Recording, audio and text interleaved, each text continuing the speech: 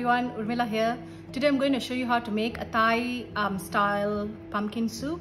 It'll be slightly spicy, but it has all the wonderful Thai flavors and coconut milk. So it's really creamy and really delicious, and it's perfect for the weather that we're going into right now.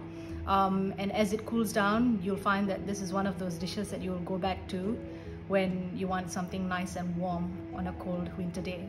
So hope you like this recipe. Let me show you what you're going to need next.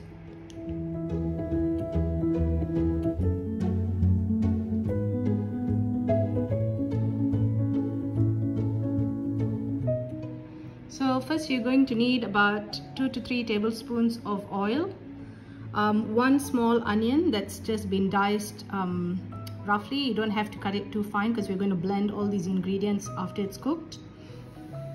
About 1 tablespoon of chopped garlic. If you have fresh garlic, use 2 to 3 cloves. That would be more than enough.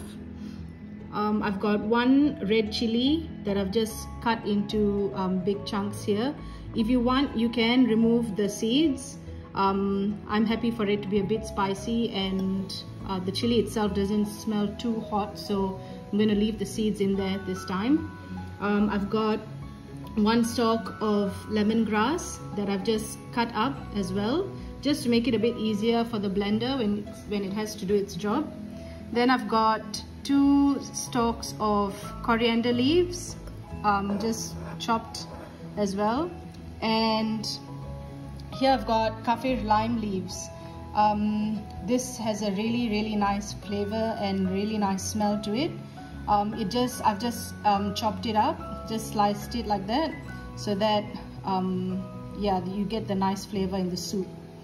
And then I've got about half a kilo, or about 500 to 600 grams of pumpkin that I've cubed, 1.5 tablespoons of vegeta, which is just vegetable stock, and salt to taste, about half a cup of coconut milk, but we may add more later in the recipe depending on how it tastes.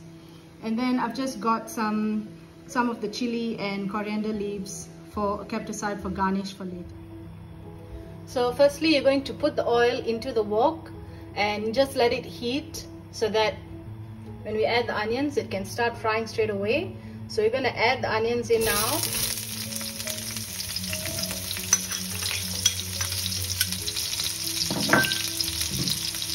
Just let that fry a little bit before we add the next ingredient.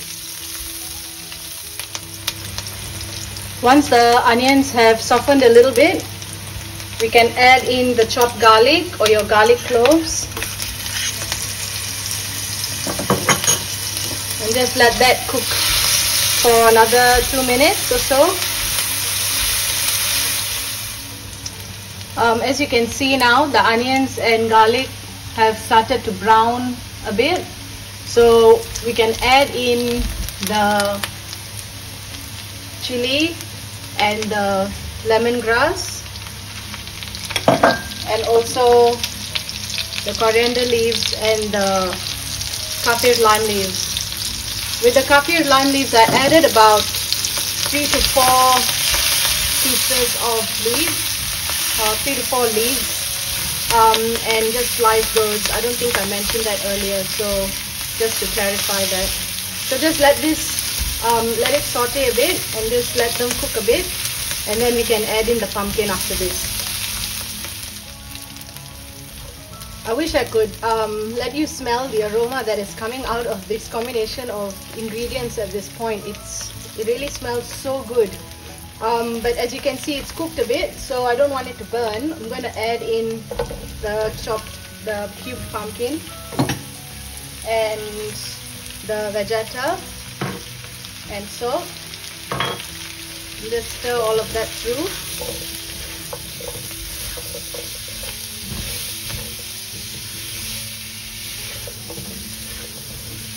And then we can put in the water and let it all sit and boil until the pumpkin is cooked. So I'm going to add 1, 2,